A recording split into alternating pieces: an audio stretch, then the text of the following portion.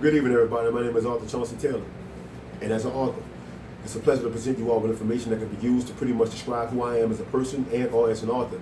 However, there's no argument that anyone could use to dispute the fact of how far you can go with the right information. I want to talk to you all today about emotional intelligence. This is actually a certificate that I received in the current courses I'm taking with a major in human and social services of applied sciences. Emotional intelligence is knowing how to handle emotional situation, emotional maturity, advancements, an individual who is able to be well composed in a pressurizing situation. And I found myself to have encountered a lot of those times. Emotional intelligence is actually knowing your own capabilities, knowing your limitations with people, and knowing the full potential and the capacity to which you could conduct yourself in a situation if it was to get heated, right? When someone else is flared up, you know how to de-escalate the situation, right? And the method of de-escalation, sometimes it involves isolation.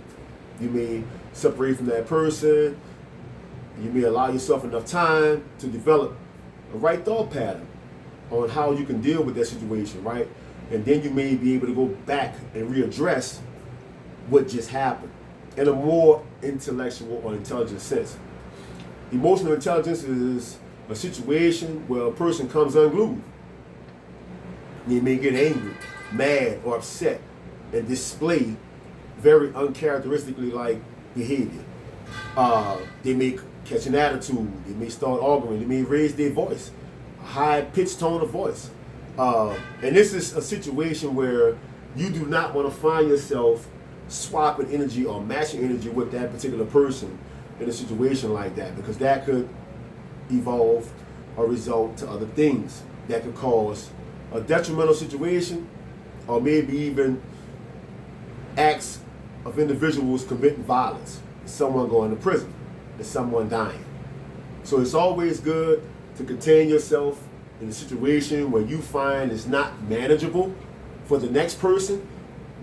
That's where you exercise your emotional intelligence and allow yourself a chance to see another day. So if that causes you to refrain from that situation for the time being, then do so. Never interact with a person when they're angry, and they do not show you a sense of being able to control their emotions. It's an academic skill, right, associated with the professional success of understanding individual emotion, because we're human. We possess emotion. We possess feelings. We possess sentiments of things that cause us to be disrupted, disturbed, agitated, or uncomfortable when a person mentions something that we don't like or disagree with. And I understand.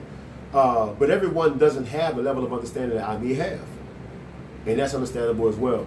But once again, my name is Arthur Chauncey Taylor. Like and share the video, leave it in the comments, and tell me what you think. But emotional intelligence is something good to have. You can avoid road rage. You can avoid relational situations.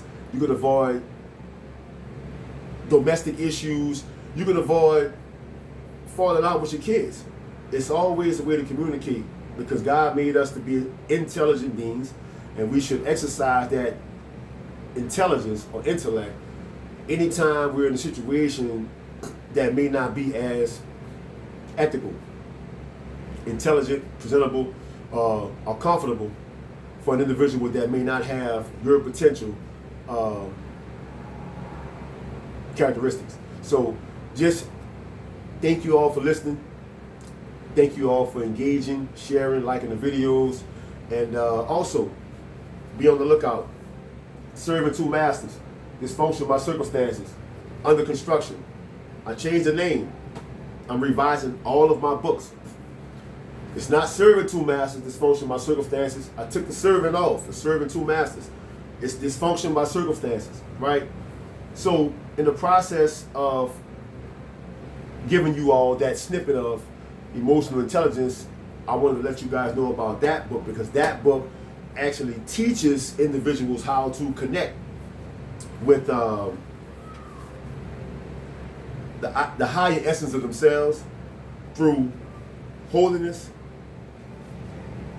obedience, intimacy, and action. So this is a guide that you can use on a day-to-day basis to kind of like stabilize yourself mentally and emotionally towards every facet of life, at home, on the job, right, in your relationships, in your community. And I thank you all for liking and sharing. I thank you all for purchasing the material that I have. It's very beneficial, and I think you all will love when I finish the completion of every project that I've actually been able to put out. Thank you all for listening. Stay tuned for more.